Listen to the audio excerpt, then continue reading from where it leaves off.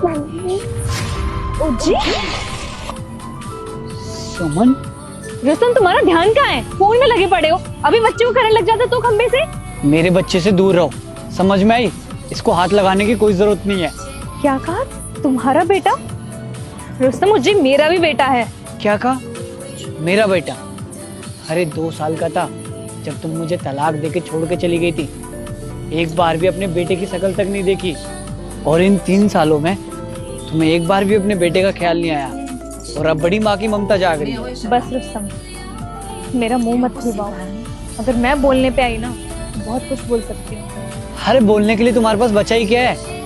अरे जिस बेटे, अगर तूने मुझे इग्नोर किया तो तेरी माँ मर जाएगी। अगर तू अपनी माँ को बचाना चाहता है तो इस वीडियो को लाइक और चैनल को सब्सक्राइब कर दे, और कमेंट में जय माता। माँ को अपने बेटे का चेहरा नहीं दिखाई दिया, वो मेरे आगे क्या बोलेगी?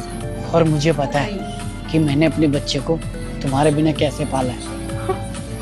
और जो मैं इतने साल अपने बच्चे से दूर रही हूँ, उसका क्या? अरे तुम अपनी खुशी से मुझसे दूर हुई थी, और मुझे पता है क्यों दूर हुई थी। किसी और से प्यार करती थी ना, इसलिए तो मुझे तलाक दिया है। मैंने तुम्हारी खुशी के लिए तुम्हें डाइवोर्स दिया है। मेरी खुशी?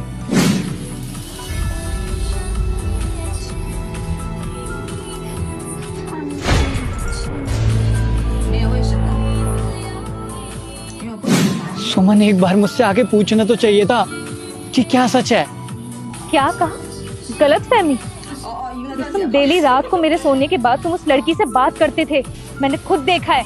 और जब भी मैं तुमसे सच पूछती थी कि तुम किससे बात कर रहे हो, तुमने कभी मुझे नहीं बताया है। और यकीन तो मुझे जब हुआ जब मैंने उस लड़की के साथ तुम्हारी तस्वीर देखी। अरे वो मेरी मुंह बोली बहन है। और तुम्हें सच जानना है ना तो सुनो, वो शादी से पहले प्रेग्नेंट हो गई थी, और उसने मुझे कसम दिया था सच बताने के लिए। इसलिए मैंने तुम्हें कभी सच नहीं बताया, और तुम्हारे सोने के बाद उससे बात करता था ताकि तुम्हें पता ना चले। और तुमने क्या क्या सोच लिया यार। मुझसे इतनी बड़ी गलती हो गई। एक छोटी सी गलतफहमी के चक्कर में अपने बच्चे से 4 साल दूर रही। मैं अब तक बस तुम्हें कसूरवार समझती रही, लेकिन आज पता चला कि सच तो कुछ और है। प्लीज रुस्तम, हो सके तो मुझे माफ कर दो। मैं अब अपने बच्चे से कभी अलग नहीं हो सकती। गलत फहमियों के चक्कर में ना जाने कितने